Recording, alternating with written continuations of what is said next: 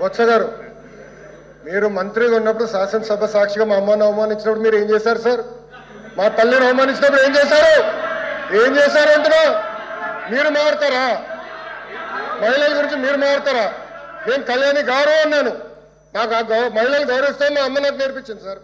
మీ నాయకుడికి నేర్పించలేదేమో, నాకు నేర్పించారు. మహిళలు ఎట్లా గౌరవించాలో నాకు తెలుసు సార్. శాసనసభ సాక్షిగా మా తల్లిని అవమానించారు. కావాలంటే video will play it now. Audio ఉంది దాంట్లో క్లియర్ గా. ఒక తల్లి ఆవేదన బాధ నాకు తెలుసు సార్. నేను చూసా. 3 నెలలు పట్టింది మా తల్లి రికవర్ అయ్యేదానికి. You please don't lecture me on respecting women. నేను కళ్యాణి గారు అన్నాను, కానీ రికార్డులు లేని మేడం గారు అన్నా.